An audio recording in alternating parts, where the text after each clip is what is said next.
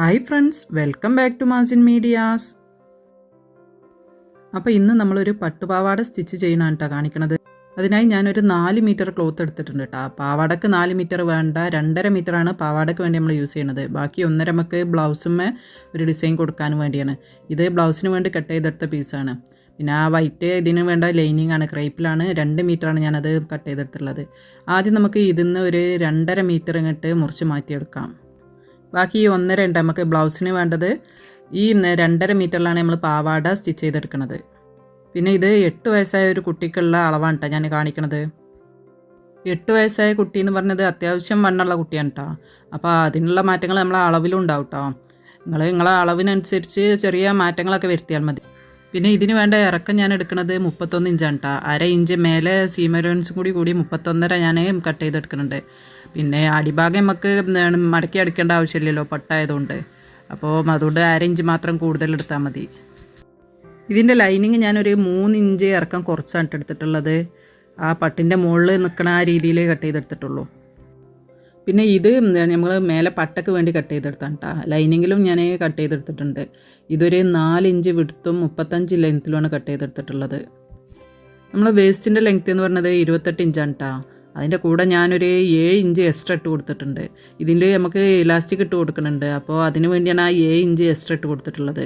Elastic ആ 28 inch വേസ്റ്റിനെക്കാട്ടി ഒരു 2 inch കുറച്ചെടുത്താൽ മതി. പിന്നെ ഞാൻ ഇതിന് വേണ്ടി എടുക്കുന്നത് ഒരു 1.5 ഇഞ്ചിൻ്റെ ഇലാസ്റ്റിക്കാണ് കേട്ടോ. അതുകൊണ്ടാണ് ഞാനിത് 4 ഇഞ്ച് വിടത്തിലെടുത്തിട്ടുള്ളത്. 2 സൈഡും മടക്കി അടിക്കാൻ 1/2 ഇഞ്ച് വീതം വിട്ടാൽ ബാക്കി ഇതാ ഇങ്ങനെ പിടിക്കുമ്പോൾ 1/2 ഇഞ്ച് പോയാൽ ബാക്കി 1.5 ആണല്ലോ. അതുകൊണ്ട് ഒരു 2 ഇഞ്ച് വീതി എടുത്താൽ മതി. 2 ഇഞ്ച് 2 ഇഞ്ചും കൂടി കൂട്ടുമ്പോൾ 4 ഇഞ്ചായി.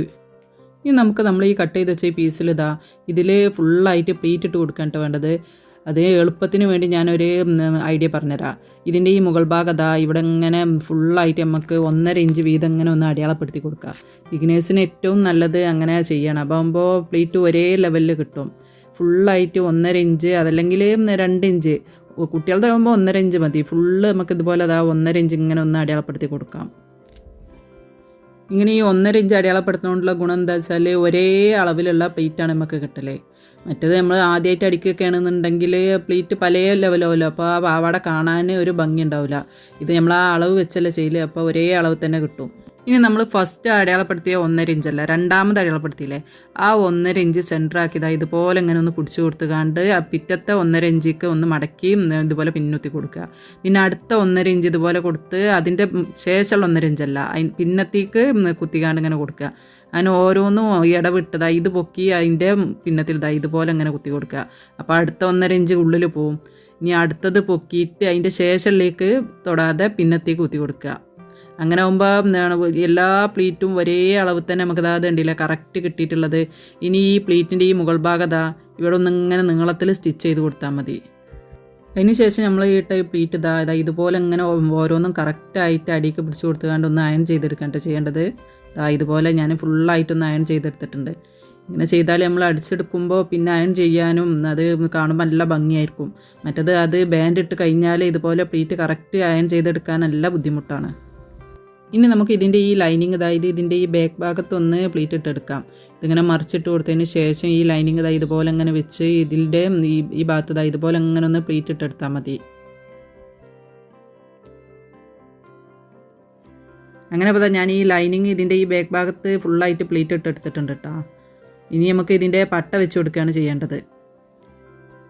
ഇതിനായി ഇതിൻ്റെ ഈ നല്ല പീസും ലൈനിങ്ങിൻ്റെ പീസും ഇതുപോലെ ഒരേപോലെ വെച്ച് കൊടുത്തതിന് ശേഷം ഇതിൻ്റെ ഈ നല്ല പീസ് ഈ നല്ല പീസും നമ്മൾ പ്ലീറ്റ് ഇട്ടെടുത്ത ഈ നല്ല ഭാഗം ഉണ്ടല്ലോ അതും കൂടി ഇതുപോലെ ഇങ്ങനെ ഒരേപോലെ വെച്ച് കൊടുത്ത് ഈ അരികിലൂടെ ലൈനിങ് അടിഭാഗത്തേക്കായി വരുന്ന രീതിയിൽ ഇങ്ങനെ ഈ അരികിലൂടെ നമ്മൾ നേരത്തെ സ്റ്റിച്ച് ചെയ്ത സ്റ്റിച്ച് ഉണ്ടല്ലോ അതിലൂടെ ഒന്നിങ്ങനെ ഫുള്ളായിട്ട് ഈ തല വരെ സ്റ്റിച്ച് ചെയ്തെടുത്താൽ മതി. അങ്ങനെ അപ്പോൾ ഞാൻ ആ പട്ടക്കുള്ള പീസ് ഇതുപോലെ സ്റ്റിച്ച് ചെയ്തെടുത്തിട്ടുണ്ട് കേട്ടോ. ഇനി നമുക്ക് ഇതൊന്നിങ്ങനെ നീർത്തിയിട്ട് കൊടുത്തതിന് ശേഷം ഇത് രണ്ടും കൂടി ഒന്നിങ്ങനെ മടക്കിയിട്ട് കൊടുക്കുക.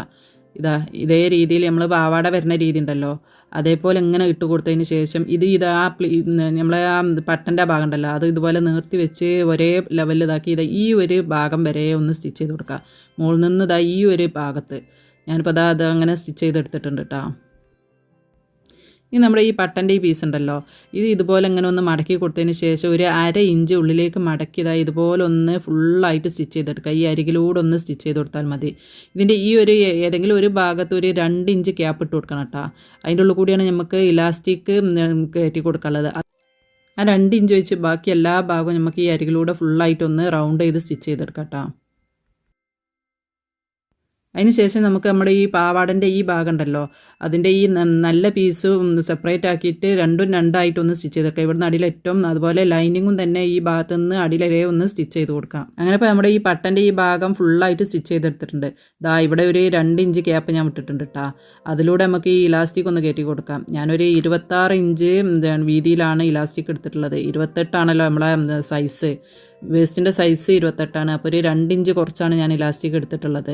ഇത് നമുക്കൊരു പിന്ന് കുത്തിയാതെ ഇതിൻ്റെ ഉള്ളിൽ കൂടി ഇങ്ങനെ ഒന്ന് കടത്തി കൊടുത്ത് ഇത് ഫുള്ളായിട്ടൊന്ന് ഇതിൻ്റെ ഉള്ളിൽ കൂടി കടത്തി പുറത്തു കൂടി വലിച്ചെടുക്കാം കേട്ടോ.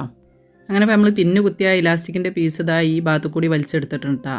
ഇനി നമുക്ക് ഇത് രണ്ടും കൂടി ഈ പിന്നൊന്ന് ഊരി കൊടുത്തതിന് ശേഷം ആ 2 പീസിൻ്റെയും തല ഇതുപോലെ അങ്ങനെ ഒന്ന് പരത്തി വെച്ച് കൊടുത്ത് ഇതിൻ്റെ മേലൊന്ന് സ്റ്റിച്ച് ചെയ്തെടുക്കാം. അതിന് ശേഷം ഇത് ഇതിൻ്റെ ഉള്ളിലേക്കാക്കി ആ നമ്മൾ ക്യാപ്പ് ഇട്ടില്ല 2 ഇഞ്ച്, അതുകൂടി ഒന്ന് സ്റ്റിച്ച് ചെയ്തെടുക്കാം കേട്ടോ. അതിന് ശേഷം ഞാൻ ഇതിൻ്റെ ഫുള്ളായിട്ടൊന്ന് സെൻറ്ററിലൂടെ ഒന്ന് പരത്തി സ്റ്റിച്ച് ചെയ്തെടുക്കുന്നുണ്ട്. അങ്ങനെ ഇപ്പോൾ നമ്മുടെ പാവാടൻ്റെ എല്ലാ സ്റ്റിച്ചിങ്ങും കഴിഞ്ഞിട്ടുണ്ട് കേട്ടോ. കണ്ടില്ല, ഇലാസ്റ്റിക്കിൻ്റെ സെൻറ്ററിലൂടെ ഞാനൊന്ന് പരത്തി സ്റ്റിച്ച് ചെയ്തെടുത്തിട്ടുണ്ട്.